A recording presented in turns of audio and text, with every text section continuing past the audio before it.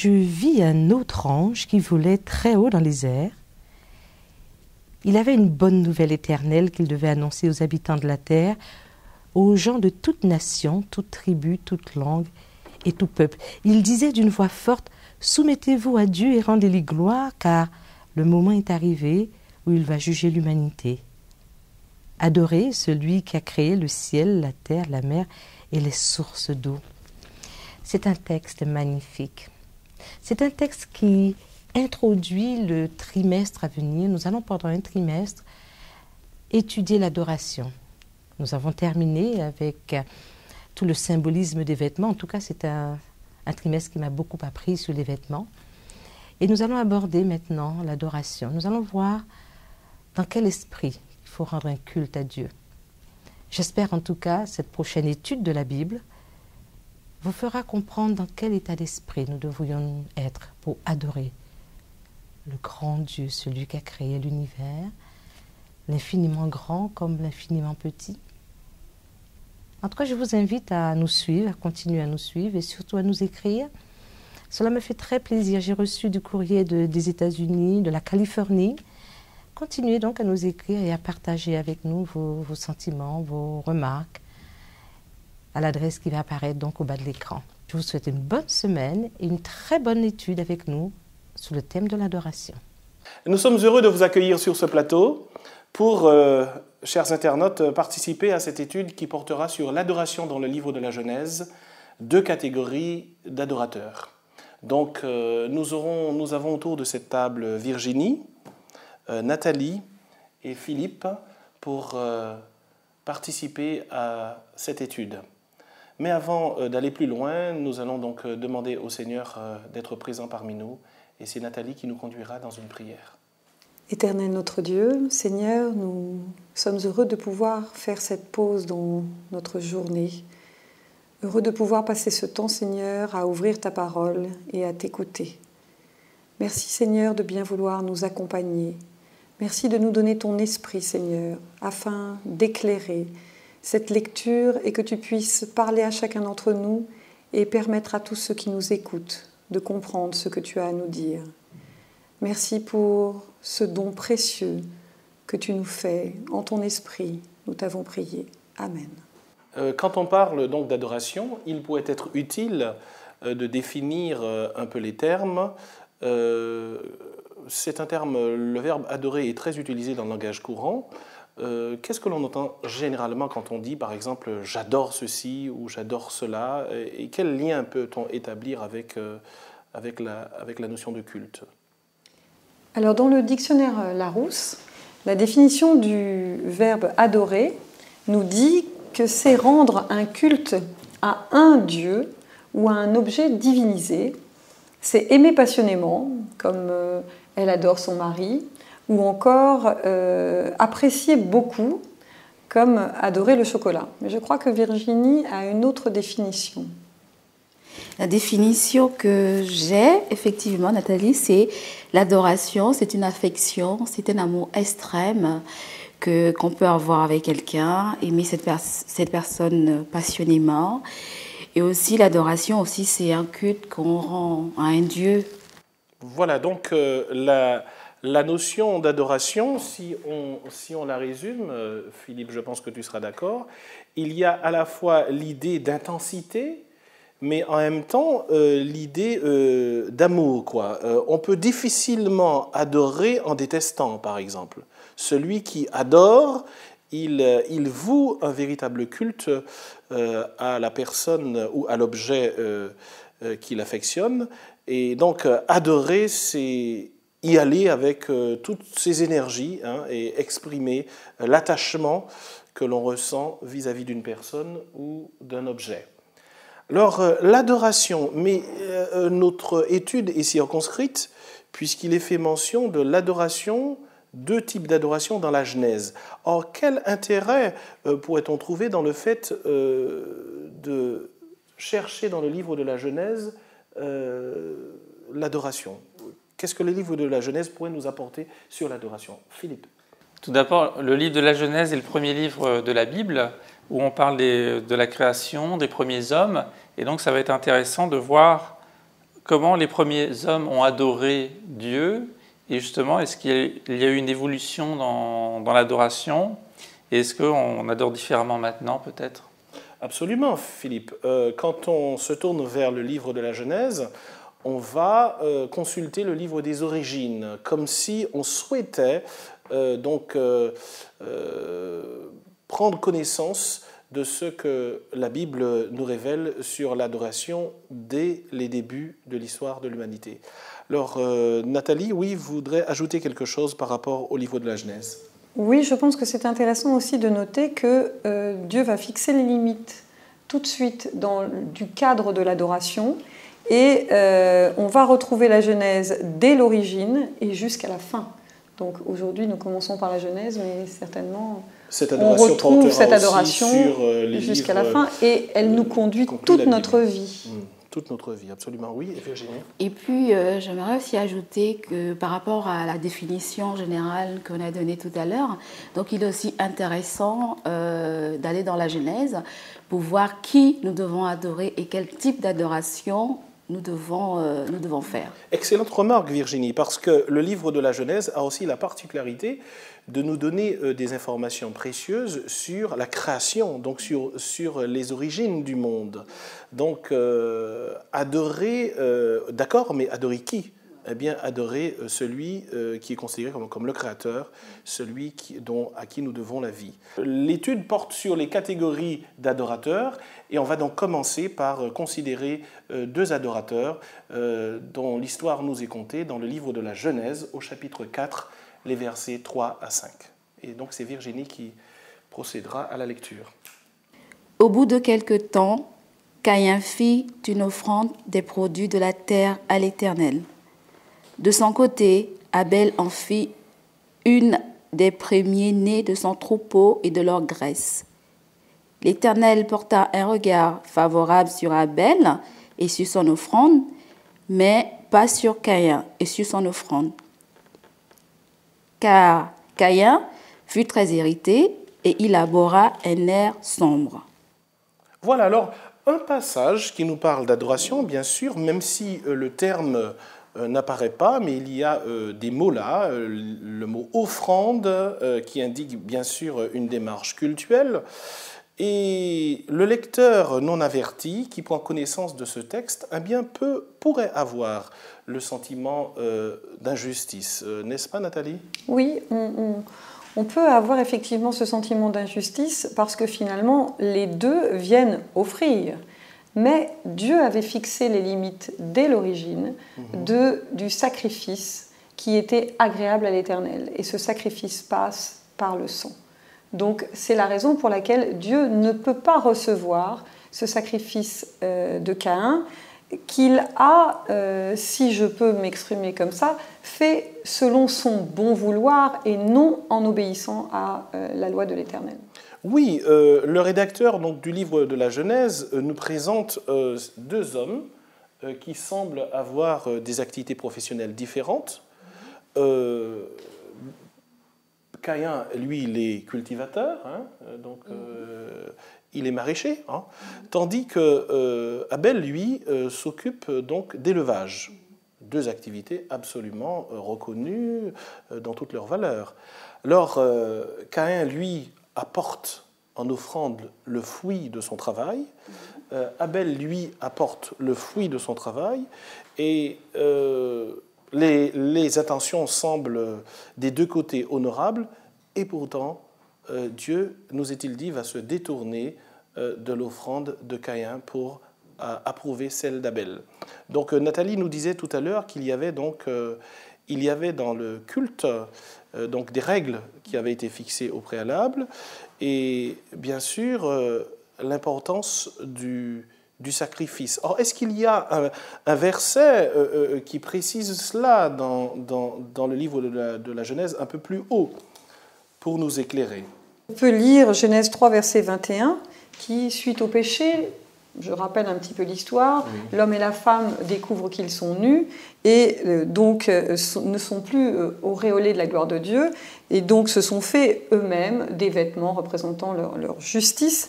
Mais Dieu ne va pas agréer ce vêtement et va donc choisir, au contraire, on se doute de tuer un animal puisqu'on dit au verset 21 de Genèse 3, « Et l'Éternel Dieu fit à Adam et à sa femme des robes de peau et les en revêtit. » Oui, donc bien avant la naissance de Caïn et Abel, apparaît ici un fait qui implique l'idée, en tout cas, d'une mise à mort, tout au moins.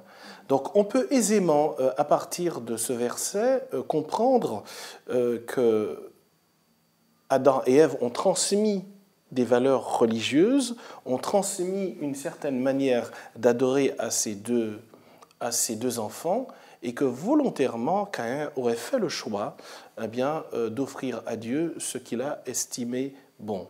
Alors, oui. Oui, parce qu'il faut aussi lier l'offrande expiatoire. C'est-à-dire, on ne vient pas simplement faire un cadeau à Dieu pour se faire plaisir. On vient demander pardon à Dieu. On vient dans un état de révérence à Dieu pour demander à Dieu de nous pardonner d'une faute. Le péché est lié à l'offrande. Donc, c'est pour ça que seul le sang peut expier. Alors merci Nathalie, parce que avec cette intervention, enfin cette remarque pertinente, nous mettons en évidence ici un des premiers éléments importants du culte, de l'adoration. Lorsque je me tourne vers Dieu dans l'adoration, je prends conscience de ma condition de pécheur et je viens chercher le pardon. Et alors pour l'obtenir, eh bien, il y a la nécessité donc d'un sacrifice. Donc nous avons vu qu'avec ces deux hommes, Caïn et Abel, deux frères, il y a donc deux manières de se tourner vers Dieu, deux manières de vivre le religieux. Une qui produit l'approbation de Dieu et une autre qui produit autre chose. Dans quel état émotionnel se trouve Caïn après ce culte qu'il a offert? Qu'est-ce que la Bible nous en dit?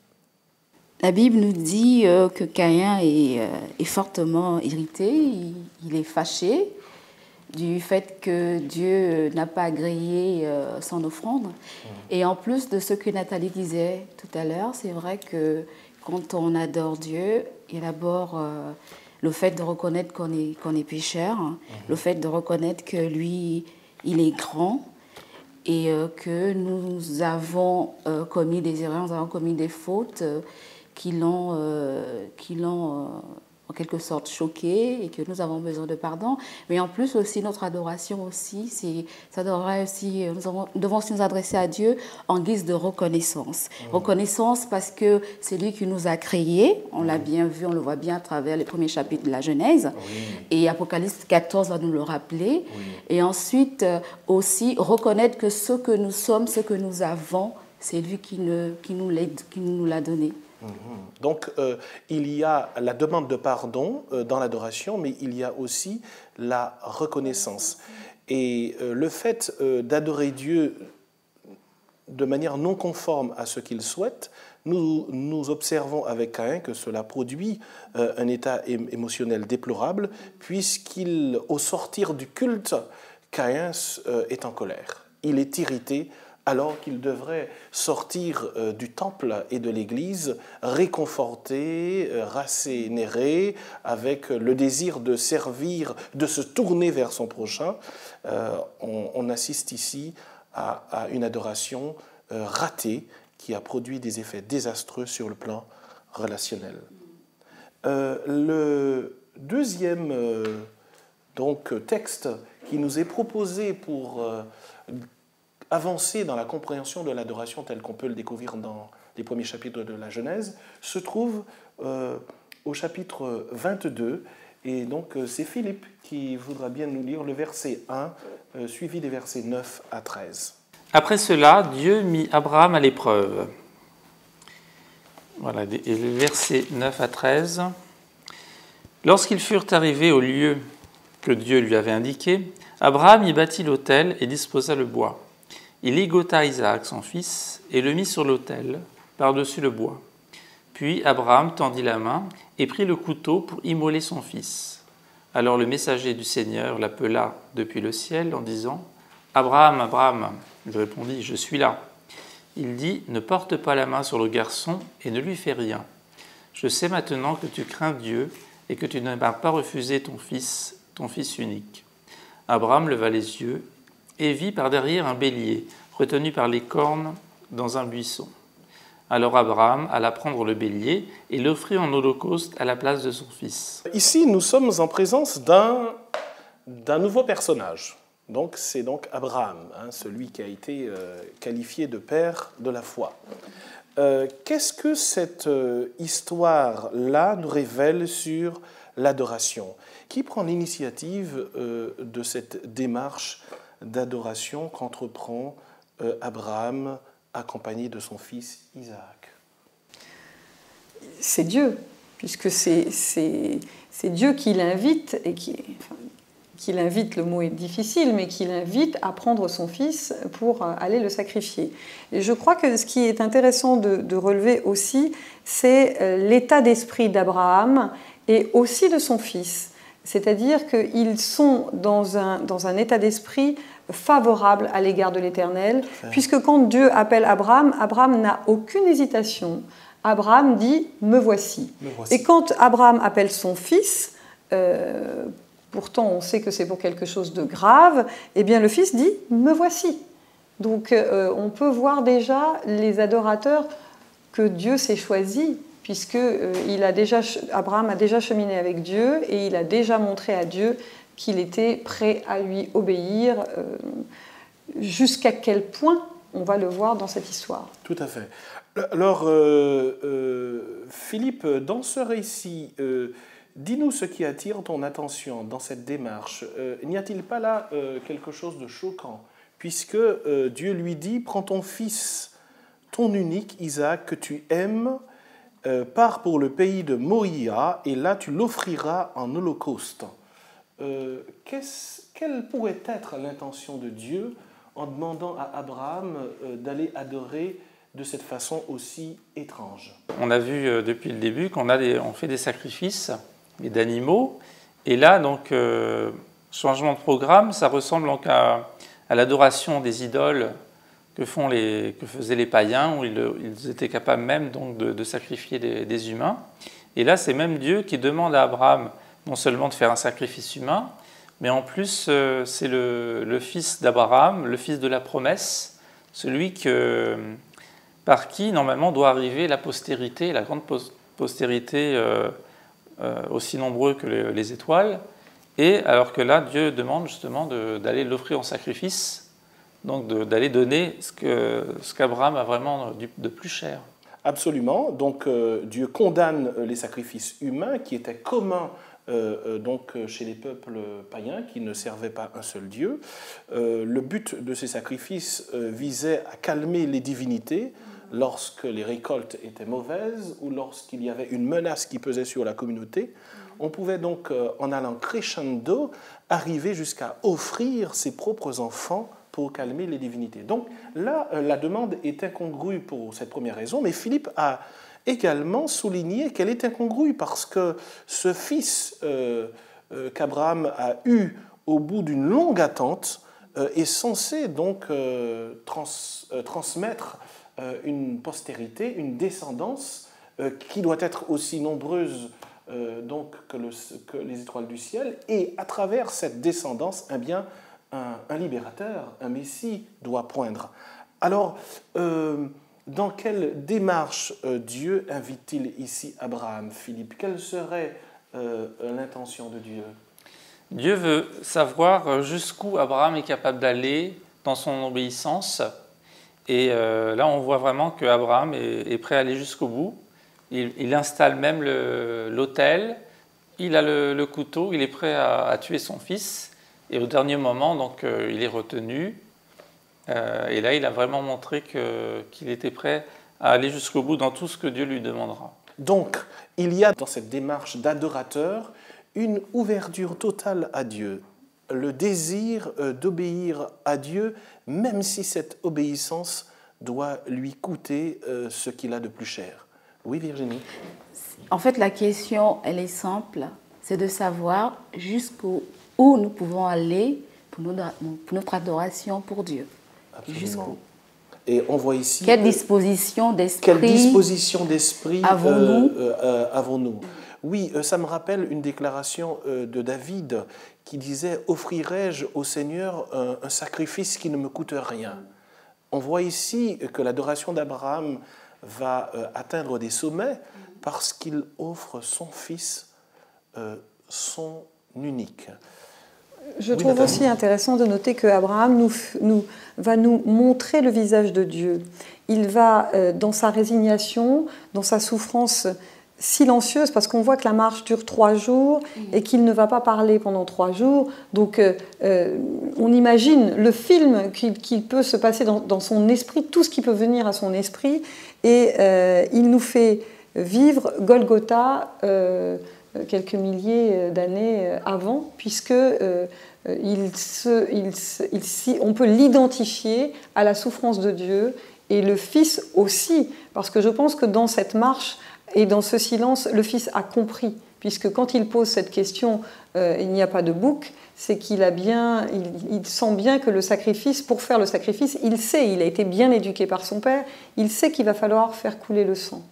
Oui, Nathalie, donc les termes qui sont ici nous font penser à un autre sacrifice qui s'est produit et qui est à l'origine donc du mouvement chrétien, c'est celui de Jésus. Les termes comme « prends ton fils, ton unique », la docilité d'Abraham vis-à-vis de Dieu, mais aussi la docilité d'Isaac vis-à-vis de son père qui porte la parole divine, nous renvoie sans difficulté à ce fameux texte de l'évangile de Jean, car Dieu a tellement aimé le monde qu'il a donné son Fils unique afin que tous ceux qui croient en lui ne périssent point, mais aient la vie éternelle. Surtout qu'il est parlé du lieu Morija, qui, si on prend l'épisode de Salomon avec la construction du temple, serait le lieu où justement était Jérusalem.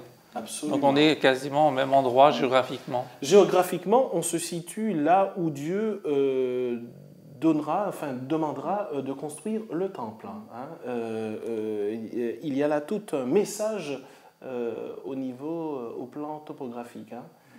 Absolument. Donc, avec l'adoration d'Abraham, nous découvrons la condamnation de tout sacrifice humain. De tout sacrifice humain tel qu'il se pratiquait dans les religions qui ne bénéficiaient pas de la révélation donc, du vrai Dieu. Aucun être humain n'est en mesure de porter une quelconque faute. Le seul être humain qui a été qualifié pour cela, c'est bien sûr Jésus. Le sacrifice d'Abraham indique la démarche que le Dieu créateur a entreprise à travers Jésus-Christ pour que nous soyons sauvés. Les 2 autres personnages qui vont retenir notre attention sont toujours donc mentionnés dans le livre de la Genèse. Il s'agit de Jacob et Ésaü, 2 frères issus donc de la même maman.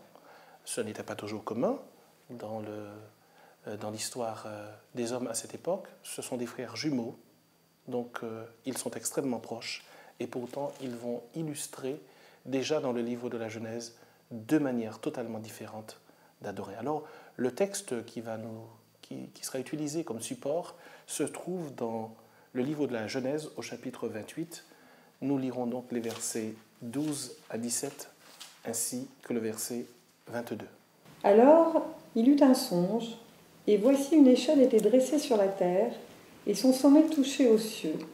Et voici des anges de Dieu montaient et descendaient sur elle. Et voici, l'Éternel se tenait au-dessus d'elle, et il dit : Je suis l'Éternel, le Dieu d'Abraham, ton père et le Dieu d'Isaac. La terre sur laquelle tu es couché, je la donnerai à toi et à ta postérité. Et la postérité sera comme la poussière de la terre, et tu te répandras à l'Occident et à l'Orient, au nord et au midi, et toutes les familles de la terre seront bénies en toi, et en ta postérité.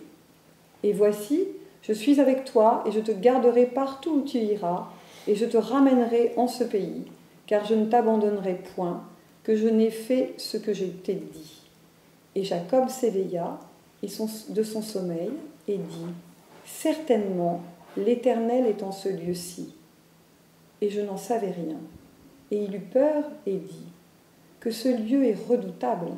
C'est ici la maison de Dieu, et c'est ici la porte des cieux. Et cette pierre que j'ai dressée en monument sera la maison de Dieu, et tout ce que tu m'accorderas, je t'en donnerai fidèlement la dîme. Alors donc, avec le personnage de Jacob, qui est donc le petit-fils d'Abraham, nous allons donc découvrir de nouvelles dimensions liées à l'adoration. Dans quel état émotionnel se trouve Jacob lorsqu'il reçoit ce songe? Que nous apprend donc les versets 10, 11 donc, de ce chapitre 28?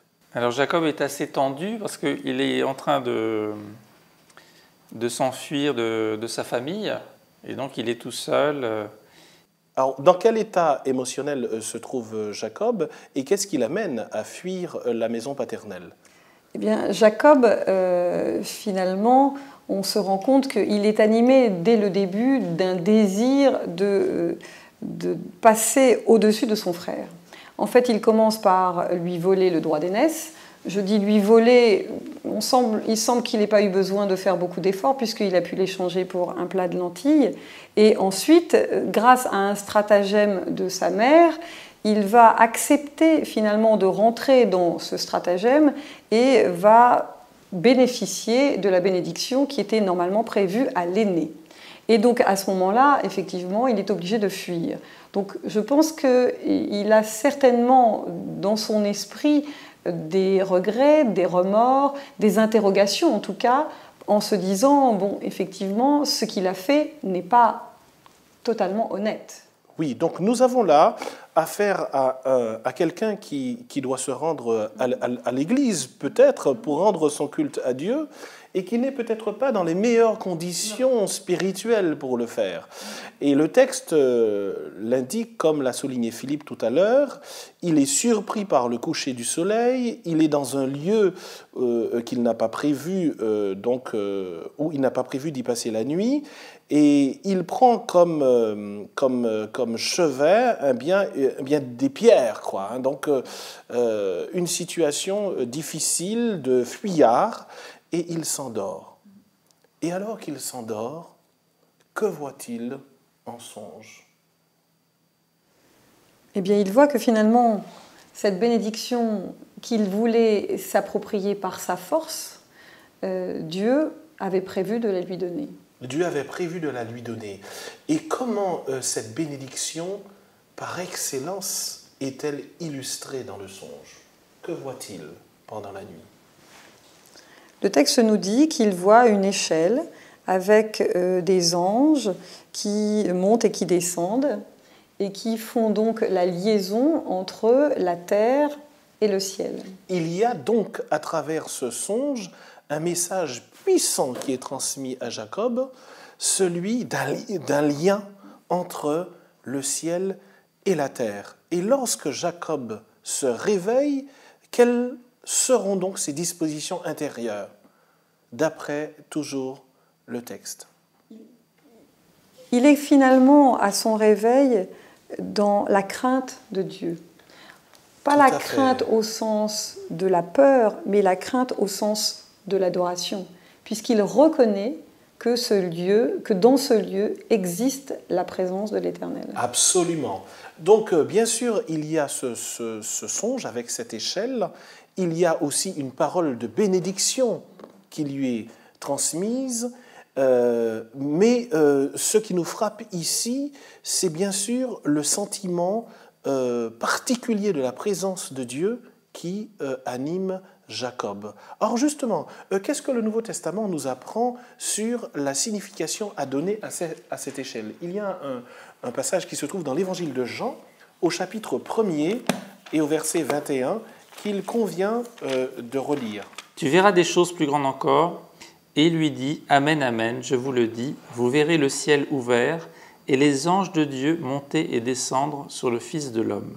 Donc c'est Jésus qui parle, et il annonce, avec une solennité introduite par ce Amen, Amen, il dit que l'on verra le ciel ouvert et des anges qui montent et qui descendent sur le Fils de l'homme. Donc de la même façon que l'échelle de Jacob faisait la jonction entre le ciel et la terre, Jésus s'identifie comme étant le pont entre le ciel et la terre, et il mentionne cette activité incessante des anges.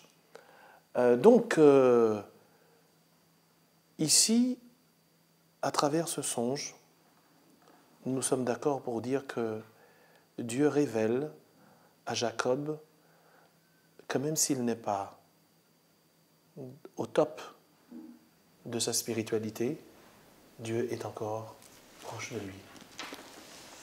Oui, puisque dans le texte, il va lui redonner la même bénédiction que celle qu'il a donnée à son grand-père. On parle de postérité, on parle d'enfants nombreux comme la poussière de la terre, et on se rend compte que la transmission est faite. Abraham a son successeur. Abraham a son successeur, et c'est Dieu qui va donc assurer à Jacob cette bénédiction sans qu'il n'ait besoin de la subtiliser ou de la voler donc à son frère Ésaü. Et c'est là où on peut parfois se poser des questions lorsqu'on demande quelque chose à Dieu, et que parfois on a tendance à penser que c'est un peu long. Je crois qu'il faut, à l'image de cette histoire, ne pas chercher à répondre soi-même à ses besoins, faire confiance à Dieu de manière complète et entière, et on verra les bénédictions de Dieu s'accomplir par rapport à l'obéissance qu'on aura su lui témoigner et la patience que l'on aura mis dans l'épreuve. Ce que dit Nathalie me fait penser à cette réflexion d'un homme politique qui, parlant de croissance, disait qu'il irait chercher, donc même avec les dents, ces 2% de croissance indispensables donc, à la prospérité économique de son pays.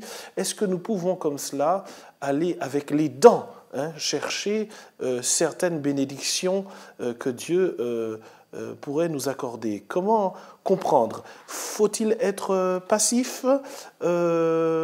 Lorsque, Nathalie, tu fais mention de la patience, quel a été le problème de Jacob, en fait? Jacob était peut-être un peu empressé, mais par contre, Ésaü était complètement désintéressé. Puisqu'ils ont été élevés par le même père, ils devaient avoir la même connaissance, et il a eu l'air tout à fait désintéressé par son droit d'aînesse, sa supériorité par rapport à son frère, puisque on peut lire aussi dans Hébreux 12, verset 16, que la parole de Dieu nous dit « À ce qu'il n'y ait point de fornicateur ni de profane, comme Ésaü, qui pour un mets vendit son droit d'aînesse. » Voilà à quoi il est comparé. Donc la patience ne veut pas dire l'oisiveté. La patience dont on parle là, c'est une patience dans l'obéissance et dans l'écoute de ce que Dieu et du chemin par lequel Dieu veut nous conduire. Tout à fait. Donc nous sommes toujours dans l'adoration avec ce désir vif, cet amour passionné, mais cette passion ne doit pas inclure une démarche d'impatience. Oui. Passion sans impatience. Oui, et c'est aussi dans cette caractéristique que l'on doit noter que le mot adoration ne doit pas être employé pour des choses vaines.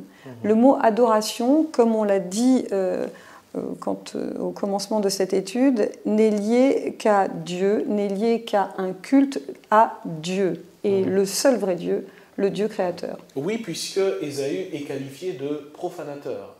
Il n'a pas mesuré la mission qui lui était confiée à travers ce droit d'aînesse, et pour une satisfaction immédiate, donc un déjeuner, un plat de lentilles, il va donc se détacher de ce doigt d'aînesse. Alors, à un moment donné, il a souhaité, Ésaü, être béni. Et le texte de l'Épître aux Hébreux nous apprend que malgré tous ses efforts, eh bien, il ne put obtenir cette bénédiction parce qu'il s'était comporté en profanateur. Alors donc, nous arrivons au terme de cette étude, l'adoration dans la Genèse, deux catégories d'adorateurs. Pour nous aujourd'hui, que devrions-nous retenir sur ces personnages dont nous venons, sur lesquels nous venons de nous pencher? Si nous devions donc résumer en quelques mots les principes essentiels. Virginie. Si moi je pouvais résumer, je pourrais dire que l'adoration que je dois à Dieu, c'est une adoration qui doit être centrée sur Dieu, pas sur moi-même. C'est une adoration dont Dieu a la première place. C'est une adoration à laquelle je dois rendre hommage à Dieu avec respect, avec amour et avec dévotion.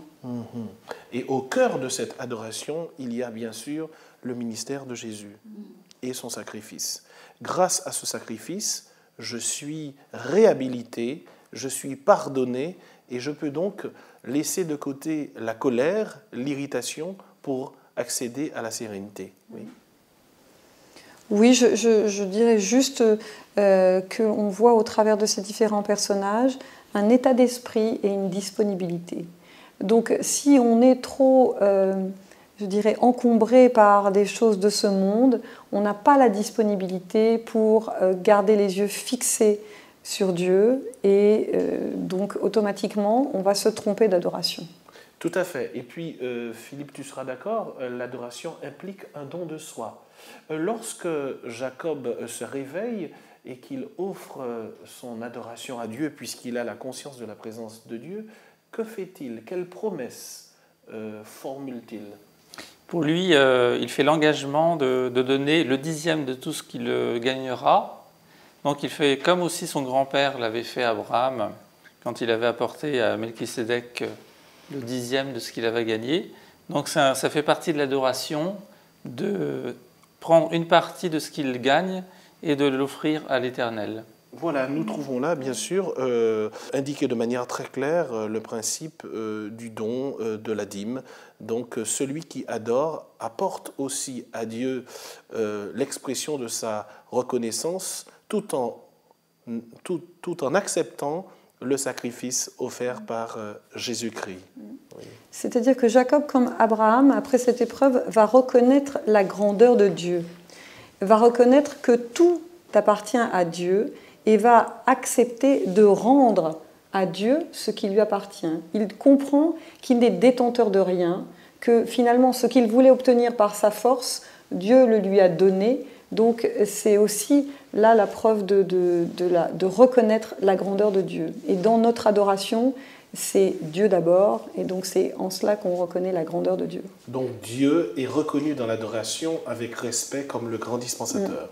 Oui. Et dans l'adoration, il y a ce qu'on appelle les gestes d'adoration, donc, dont on venait de parler. La dîme fait partie d'un geste d'adoration et beaucoup d'autres, comme par exemple se mettre à genoux lorsqu'il s'agit de s'adresser au Dieu, au véritable Dieu.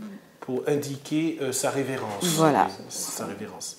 Eh bien, chers internautes, nous vous remercions d'avoir participé avec nous à cette étude riche dès les débuts de la Bible, dans le livre de la Genèse.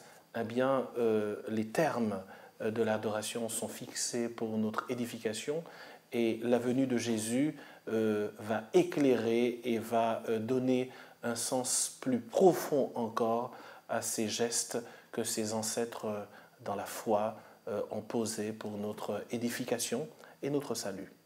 Merci pour votre attention. Au revoir.